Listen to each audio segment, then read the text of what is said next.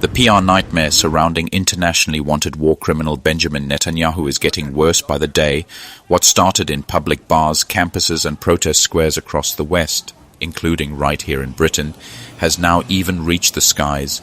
Young people especially are tired of their governments giving cover to Netanyahu's army to plunder and kill without consequences, all while hypocritically preaching human rights to other countries. They are fed up with politicians telling others to be civilized, while they themselves bankroll a barbaric army with bombs and deadly weapons, leaving behind a trail of maimed civilians and what countless observers have rightly judged as genocide. And in this episode, I want to show you a clip that genuinely stopped me in my tracks. What a young American did right at 5,000 feet above sea level for the sake of Palestine. You see, airlines have historically been very cautious, almost allergic when it comes to supporting the oppressed. They often claim neutrality, saying it's about staying out of politics, but in truth it's usually fear of losing licenses or facing backlash from powerful states. That's why what this young flight attendant did shocked so many people. Her bold gesture broke through censorship and sparked global debate. But before I show you that video, let's first look at something else that reflects the mood of young people today. How ordinary students responded when asked about Gaza fighters versus the IDF. We've all seen just how fucking horrific things have got now. We've seen the firepower equivalent of 6 Hiroshima atomic bombs dropped on Gaza in the last 2 years. Every single school and university destroyed. Almost 300 journalists murdered. Doctors killed, maimed, detained. Children shot in the head by snipers. It has to be repeated again and again. This is not a tragedy. This is not a natural disaster. This is the coordinated mass displacement, mass starvation and mass murder of the Palestinians in Gaza. This is not a tragedy, it is a war crime.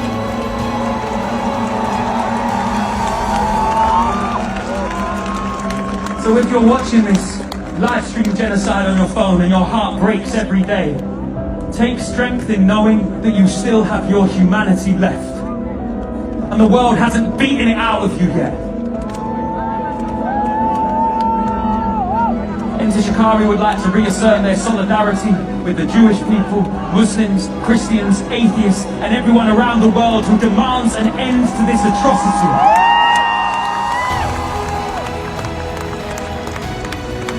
Open the borders and let the aid into Gaza now.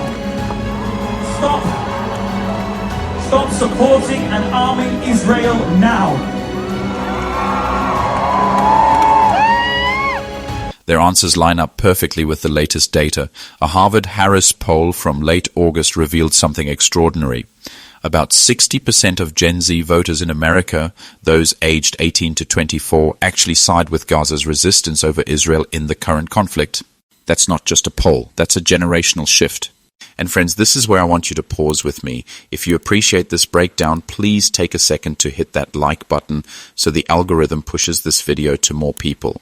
And if you haven't already, subscribe to the channel. Also, let me know in the comments what you think about that flight attendant's courage. Was it a small gesture or is it the spark of something bigger? Is admitting that the country has work to do when it comes to reaching young people in Western nations. He told the UK podcast that support among so-called Gen Z is slipping. A warning that comes as protests against Israel's military campaign in Gaza continues to draw large crowds of young demonstrators across many Western cities. A new Gallup poll shows just 6% of Americans between 18 and 34 view Netanyahu favorably. The problem is that Gen Z can spot a government spin from a mile away. They don't just listen to the message, they interrogate it. They want to know who is saying it, why they are saying it, and does it feel authentic. And when the only voices they hear are official government talking points or former spokespeople of the government, it doesn't just fall flat, it actually pushes them away. So leave the work of PR to the people that are experts in this field, that have done it for a long time. Let real Israelis and real Jews speak up without government intervention, and instead focus all of your effort on ending this war, on bringing back the hostages and ending all the violence. That will be the best PR move Israel could make. And you can see that same energy spilling into the streets. One of the clips I'll play in a moment shows 2 young British bike riders literally chaining themselves to the entrance of Israel's Elbit Systems facility in Bristol. I have to say, I'm really proud of those folks. Proper courage on display, mate.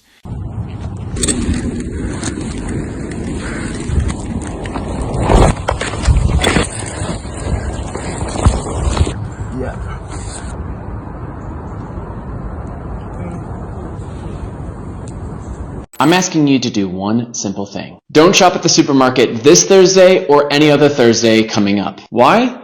Because supermarkets are still stocking Israeli goods on supermarket shelves while Palestinians starve. Here's how you can take action. Shop any other day of the week, just not Thursday. Boycott these brands and all Israeli produce. Tag your local supermarket in the comments asking them to remove Israeli goods from their shelves. Together, we can stop feeding a system that funds apartheid and genocide. Join the global supermarket strike today. Free Palestine. Another video which went viral on social media shows protesters making themselves heard during a sports tournament. And then there's the heartbreaking footage of a young girl in Germany being dragged away by police simply for protesting Palestine's oppression. These aren't just isolated events. Taken together, they're proof that Netanyahu, the war criminal himself, is losing the plot.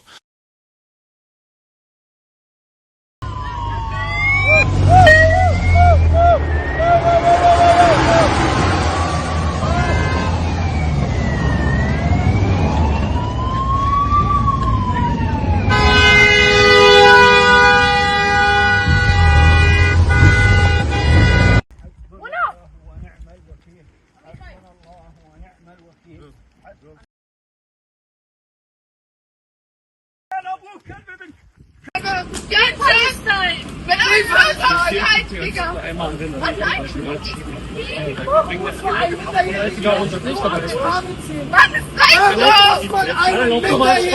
Sie hat schon blaues Fleck da hinten bei Ihnen.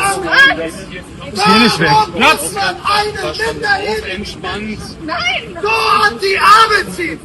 Warum muss man einen Minderjährigen so an die Arme ziehen? Warum muss man Einmal aus dem Weg, Polizei, weg. Ja. So, und da wird zugemacht. Keiner kommt hier rein. Einmal bitte hier rüber. Now, about that flight attendant, it was actually an account on X called Stop Anti-Semitism that tried to shame her, but instead made her viral. The images showed her proudly wearing what looks like a Palestinian state pin on her chest during a flight. Some Israeli passengers claimed they felt offended by it. And here's the kicker. That outrage perfectly sums up Israel's problem, because the truth is, Israel doesn't want a Palestinian state to exist.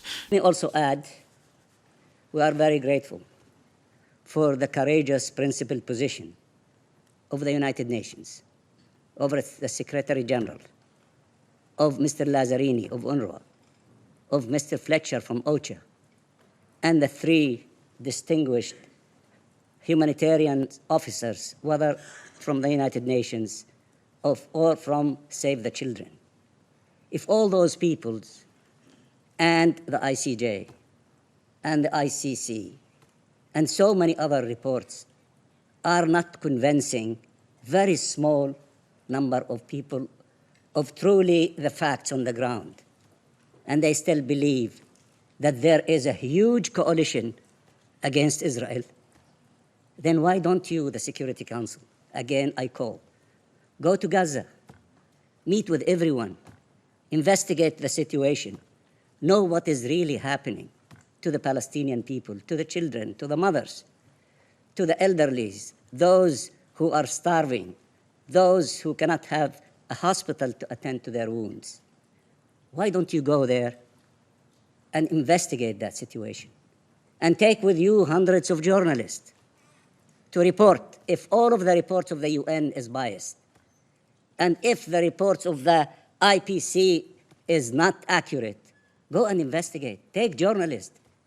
Take journalists from Washington, from New York, from Los Angeles, from Chicago, from Israel itself, from everyone. Let them go and investigate instead of killing journalists. Netanyahu in particular cannot live peacefully with his neighbors. His vision is an Israel that dominates the entire land with 0 exceptions.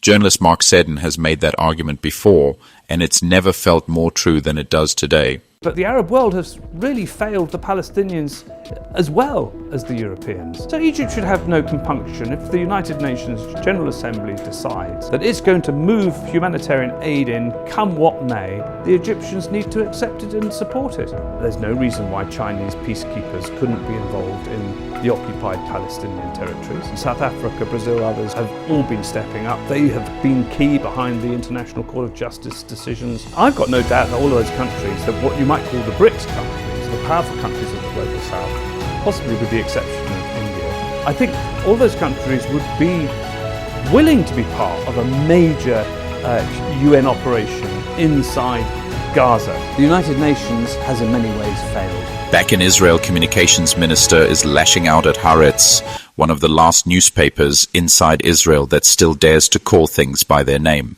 Instead of dealing with the reality that his army is carrying out collective punishment, he hides behind the same tired accusation of anti-Semitism to silence criticism. This bombing, this destruction, this is terrible, and we say no. All of this has to stop. But there is, in the book of Psalms, King David says regarding those wicked nations, they desire wars. This is the wicked movement of Zionism. This is the criminal state of Israel who desires wars. Why do they need the wars? They want to confuse the people. They want to distract the people from what is happening now in Gaza, this genocide, this mass murder, this starvation of little children. In addition to that, they desire war because they want to implant fear into the minds of the people that we have enemies, we have to fight the enemies. This is exactly what is happening already for decades. They are creating the enemies and then claiming that they are here for the self-defense of the Jewish people. The state of Israel is in no way a self-defense. This is defensive from day one. This is criminal from day one. This is dangerous to everyone involved. This is not even the favor of the Jewish people. In addition to all crimes committed to Palestine and now crimes to Iran, the state of Israel, the movement of Zionism, is imposing danger to the Jewish people as well, because all what is being done in our name. Unfortunately, all these crimes are being done supposedly in the name of all Jews, and the Jewish religion is being misused to justify all these crimes. This is an embarrassment to our people and a desecration to our religion. Our people are being misused as if all Jews support these crimes, and this is done deliberately in order to blame whoever criticizes it as anti-Semitic. And this is misleading and dangerous. Speaking up against these crimes, criticizing the state of Israel, is in no way anti-Semitic. Anti-Zionism is not anti-Semitism. To begin with, Judaism and Zionism is not the same. Judaism is a religion only, no politics to it, versus Zionism, a purely political movement. This is not anti-Semitic. When we are witnessing crimes taking place, those crimes should be condemned. Those crimes should stop, regardless who the perpetrators of the crimes are. In this case, when these crimes are being perpetrated by some people from Jewish descent, this is embarrassing to us as Jews. But this is not anti-Semitic in any way.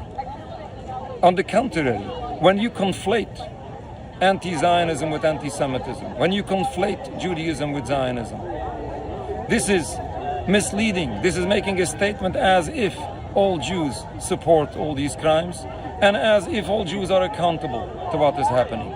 This is what was mentioned before by one of the speakers here at the rally in front of the White House. When the Zionists are conflating Judaism with Zionism, that's actually an act of anti-Semitism. Think about that. A general openly says an entire Palestinian village will pay a heavy price. And when a columnist calls him a war criminal, the outrage isn't about what the army did, it's about the journalist who dared to write it.